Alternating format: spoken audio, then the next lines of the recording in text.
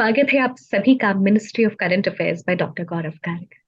मैं दिव्यांशी और आज मेरे साथ इस इंटरव्यू सेशन में जुड़े हैं सूरज सारंग जी, जिन्होंने आरआरबी पीओ 2022 एग्जाम क्लियर किया है।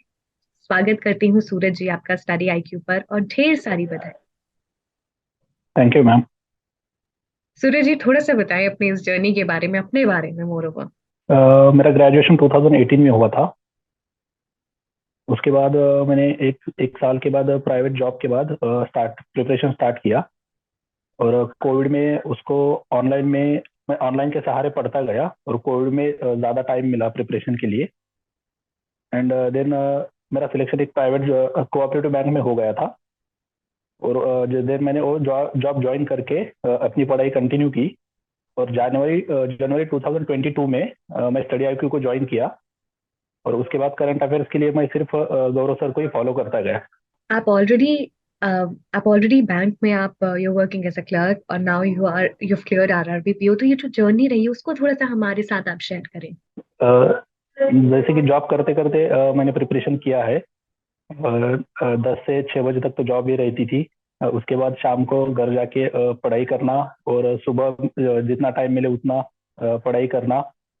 तो कि फुल फ्लेज पढ़ाई नहीं हो पाती थी, फिर भी टाइम मैनेजमेंट करके पढ़ाई करना पड़ा। और जीके के लिए स्पेशल टाइम नहीं देना पड़ता था। जैसे कि सर का वीडियो देख लिया और बेस्ट 300 सीरीज और बैंकिंग अवेयरनेस का सर एक अलग से सेट बनाते हैं, वो कर लिया। तो उसकी वजह से जीके के लिए ज़्यादा हेल्पफुल रहा, क्योंकि अलग कोई सोर्स या स्पेशल 2-3 अदर सोर्सेज का यूज करना नहीं पड़ा। एक ही जगह पे सब कुछ अवेलेबल हो जाता था। सूरज, बहुत सारे वर्किंग प्रोफेशनल जो सपना देखते हैं कि और आगे बढ़ना है, उनके लिए आप एक जीता जागता एग्जाम्पल हैं। तो जॉब में आने के बाद कैसे तैयारी की? ऑल्दो बेस आपका रेडी था, आपको पता था पैटर्न क्या है, but still it requires lot of perseverance and consistency कि आप प्रोसेस से ना छूटें। सबसे पहले समझना चाहेंगे एग्जामिनेशन को कैसे समझें और फिर प्रोसेस से कैसे बंधे रहें, लगे रहें। सिंपल बात है मैम, जो कि कंटिन्यूटी चाहिए आपके इसमें। फ्लो में ब्रेक नहीं आना चाहिए। आपके पास टाइम कम रहता है, पर अगर आप उसको अच्छे से मैनेज करें, मुझे क्या पढ़ना चाहिए और कितना पढ़ना चाहिए, तो ये ज्यादा दिक्कत नहीं होती। और जैसे कि आपके पास टाइम कम है, तो आपको जितना भी टाइम मिलेगा उसको अच्छे से और प्रॉपरली यूटिलाइज करना बहुत जरूरी है। अलग अलग सेक्शंस को कैसे तैयार करें? जो अपना वीक सेक्शन है उस पे आपको ज्यादा ध्यान देना पड़ता है।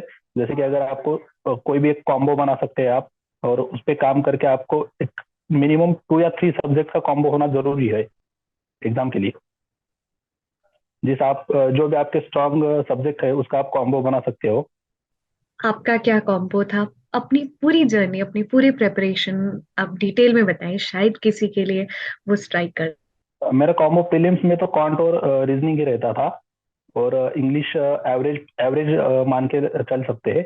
और मेंस में देखा जाए तो जीए अच्छा था, मतलब एवरेज लेवल, फिर एवरेज से ऊपर ही कह सकते हैं। और क्वांट और रीजनिंग अच्छा था। क्वांट, रीजनिंग और जीए ज्यादा मतलब प्रेफरेबल थे। और जो पोर्शन स्ट्रांग नहीं है उसको कैसे स्ट्रांग करें, क्योंकि आपको सेक्शनल कट ऑफ भी क्लियर करना पड़ता जैसे कि आपका जो भी वीक सब्जेक्ट है उसमें उसमें भी आपको पूरा सब्जेक्ट वीक नहीं रहेगा। उसमें जो टॉपिक है, कुछ कुछ आपके टॉपिक आते नहीं होंगे, पर कुछ ऐसे टॉपिक होंगे जिसमें आप उस सब्जेक्ट में भी अच्छा कर सकते हो। तो उन टॉपिक्स को आपको अच्छा बनना है, उस पर आपको ग्रेड बनना है। और जो नहीं आते उस पर भी थोड़ा सा काम करके मतलब इतना इतना तो श्योर करना है कि आप कट ऑफ में ना अटक जाए। है। न्यूज़पेपर पढ़ना होता है अंग्रेजी के लिए। अगर स्टार्टिंग में आपके ग्रामर्स के कंसेप्ट क्लियर है, और अगर आपने स्टार्टिंग में अच्छे से पढ़ लिया है, तो डेली डेली भी आप एक जीके का रिवीजन और इंग्लिश का फ्लो बनता रहे, इसलिए एक आधा घंटा या फिर 1 घंटा आपके टाइम के अकॉर्डिंग आप पढ़ सकते हैं। ऐसा नहीं कि बिल्कुल पढ़ना ही चाहिए और पढ़ना ही नहीं चाहिए। क्वांट कितनी प्रैक्टिस करनी है? अ, और आपने आरआरबी क्लर्क, आपने इससे पहले भी आईबीपीएस क्लर्क क्लियर किया है, उसके बाद इस बार आपको पीओ क्लियर किया, तो आपको पैटर्न पता है, बट वो कहते हैं ना कि कहाँ चूक रह जाती है उसके बारे में भी आपको पता है, उसके बारे में बताएं। देखिए, क्वांट में अगर आपके बेसिक कंसेप्ट जो अरिथमेटिक के टॉपिक है, जो कि एक दूसरे से बहुत रिलेटेड है, अगर आपने उसको सीक्वेंस वाइज या फिर वो उनका रिलेशन समझ के कर लिया, तो आपको एक बहुत बेनिफिशियल साबित होगा। और एक बार आपने उन अरिथमेटिक टॉपिक्स का बेसिक क्लियर कर लिया, तो आपको बस उसके ऊपर प्रैक्टिस ही करता रहना है और अपडेटेड क्वेश्चन पे प्रैक्टिस करना बहुत जरूरी है। कितनी प्रैक्टिस, कितना अपडेटेड रहना है? जैसे कि आप अगर किसी भी एग्जाम के लिए मॉक टेस्ट लगा रहे हो तो आपको मॉक टेस्ट में अपडेटेड क्वेश्चन मिलते जाते हैं। और आपको लग रहा है कि अगर इसमें किसी रिलेटेड आफ्टर मॉक एनालिसिस अगर आप फील कर रहे हो इस टॉपिक का मुझको कंसेप्ट रिवाइज नहीं हो रहा है या फिर इस टाइप के मैं क्वेश्चन सॉल्व नहीं कर पा रहा हूँ, तो उस पर्टिकुलर टॉपिक को आपको फिर से एक छोटी सी रिवीजन देने की जरूरत होती है। सूरज, जैसे हम पहले भी कह रहे थे कि आपको पता है कि कहाँ चूक रह जाती है, कि आपका क्लर्क से पीओ कभी कभी नहीं कन्वर्ट हो पाता है, कैसे रेक्टिफाई करें? तो दोनों एग्जाम में देखा जाए तो एक लेवल का डिफरेंस है। क्लरिकल जैसे कि थोड़ा इजी होता है, पीओ टफ है। और पीओ में एडिशनली आपको इंटरव्यू के लिए भी एक्स्ट्रा प्रैक्टिस करनी होती है। अगर दोनों में डिफरेंशिएट किया जाए तो आपको एक एक्स्ट्रा एफर्ट्स या फिर एक्स्ट्रा लेवल की तैयारी करनी पड़ती है पीओ के लिए। जो लेवल एग्जाम का रहता है वो जरा थोड़ा सा हाई लेवल रहता है, ये मान के चलना पड़ेगा। और एक्स्ट्रा एफर्ट्स और एक्स्ट्रा कुछ तो समथिंग न्यू जिसको हम कहते हैं वो आपको देना पड़ेगा। सूरज, कितनी प्रैक्टिस करनी है? आपने कितनी की? जैसे कि लॉकडाउन में मैं मतलब फुल टाइम रहता था तो एक 6 से 7 घंटे पढ़ाई हो पाती थी फुल फ्लेज, कभी कभी 8 घंटे भी। पर आफ्टर वर्किंग हो जाने के बाद मॉर्निंग में जैसे कि 2 hours, then in the evening 2-3 hours. और सैटरडे संडे जब ऑफ रहता तब दिन भर पढ़ाई करनी पड़ती थी। मतलब ऐसा कभी कभी ये भी हो जाता है कि अगर आपके पास पूरे दिन का टाइम है तो आप रिलैक्स फील करते हो और उसमें कहते हैं कि मेरे पास मैं शाम को पढ़ूंगा, दोपहर को पढ़ूंगा। और अगर आपके पास टाइम कम है तो उसमें आप वेस्टेज भी कम कर पाते हो, क्योंकि मेरे पास टाइम नहीं है ये सोच के आप पूरा टाइम भी यूटिलाइज कर पाते हो।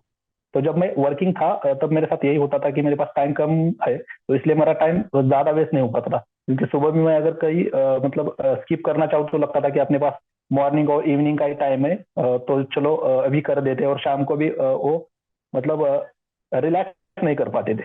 सूरज, जिस तरीके से आप अपनी जर्नी बता रहे हैं, बहुत ही इंटरेस्टिंग है एक वर्किंग प्रोफेशनल के लिए। लेकिन कैसे आप समय बचाते थे? पूरा दिन आपका कैसे शुरू होता था? पूरा दिन मानो अगर 6 o'clock में उठ गया तो उसके बाद 7 बजे तक फ्रेश वगैरह होके 7 से 9 तक पढ़ाई करना।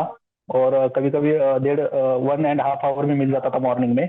उसके बाद ब्रेकफास्ट करके जॉब के लिए जाना और जॉब के आने के बाद 6 या 6:30 पे पढ़ाई स्टार्ट करना फ्रेश होने के बाद।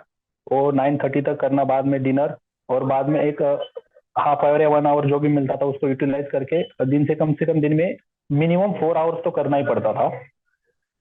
और वीकडेज पे ये शेड्यूल रहता था और सैटरडे संडे जब भी ऑफ मिलता था तब पूरे दिन भर पढ़ाई करनी पड़ती थी।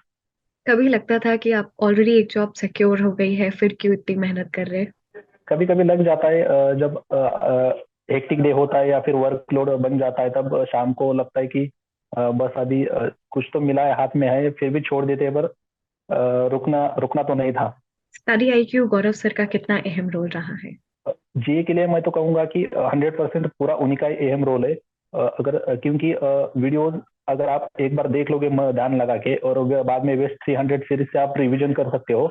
और बैंकिंग एंड फाइनेंशियल अवेयरनेस के लिए सर अलग से वीडियो बनाते हैं, तो आपको ऑल टाइप के कंटेंट एक ही जगह पे मिल जाता है। इसके लिए आपको 2-3 सोर्सेज की जरूरत नहीं है, एक ही जगह पे एक ही एप्लीकेशन पे आपको पूरा मिल जाता है।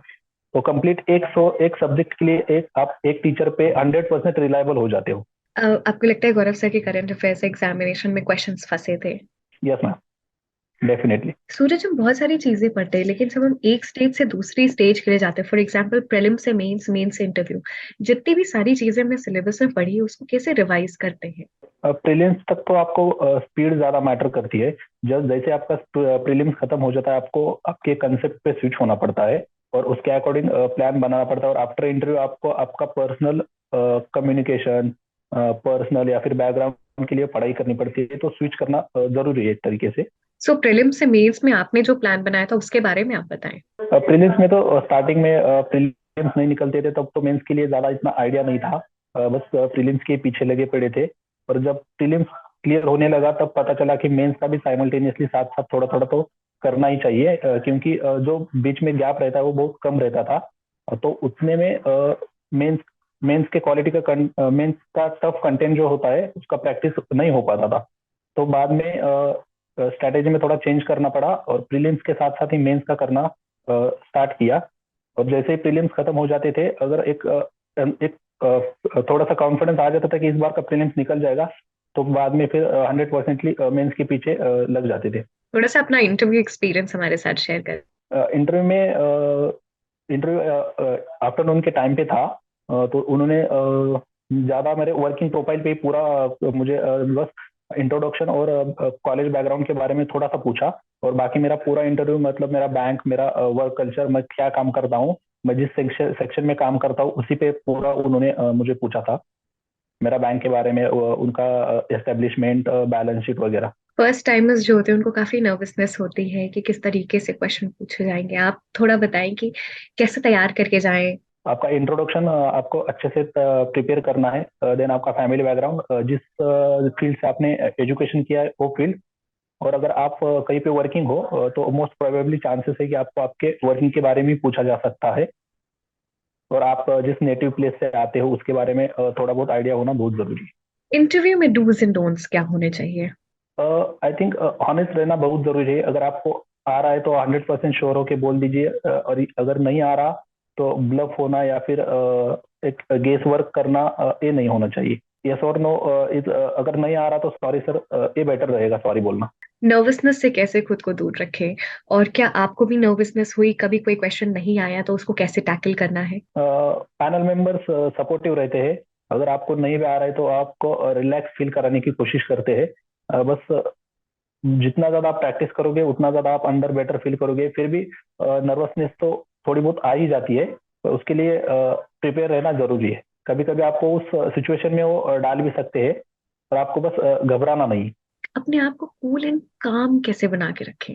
अपने आप पे भरोसा रखना चाहिए। जितना आप प्रैक्टिस किए हो, वो तो आपको मिलना ही मिलना है। बस खुद पे भरोसा रखना चाहिए और अपना बेस्ट देने की कोशिश करनी चाहिए। उसके लिए बस एक बार एक क्वेश्चन या शुरू स्टार्टिंग के कुछ क्वेश्चन नहीं हुए, तो भी टेंस फील नहीं करना चाहिए। क्योंकि और क्वेश्चन, सभी क्वेश्चन सॉल्व करने के लिए भी नहीं होते, या फिर कोई भी उसको सभी सॉल्व नहीं कर सकता। तो जस्ट काम रहना है और आखिर तक लड़ते रहना चाहिए। जब तक एग्जाम पेपर खत्म नहीं हो जाता तब तक खत्म नहीं हुआ ऐसा नहीं मानना चाहिए। टिल लास्ट मिनट हमको काम रह के ऑल क्वेश्चन अटेंड करने की कोशिश करनी चाहिए। सभी के लिए कुछ फाइनल टिप्स, सजेशन? सभी के लिए मैं बस ऑल द बेस्ट कहना चाहूंगा। और आप जिस भी सिचुएशन में या फिर जिस भी लेवल पे पढ़ाई कर रहे हो, कंटिन्यू कीजिए। बीच में कभी कभी लगेगा कि छोड़ देना चाहिए, बट मैं यही सजेस्ट करूंगा कि थोड़ा खुद को थोड़ा खुद को पुश करके पढ़ाई करते रहिए। बस कभी कभी बहुत बार लग जाता है कि बस अभी नहीं हो पा रहा, बट आप उसी बस एक स्टेप ऊपर जाने की देरी रहती है। आप वहां तक पहुंच गए होते हो, बस छोड़ना नहीं है बीच में। Thank you Suraj, we wish you good health, good luck.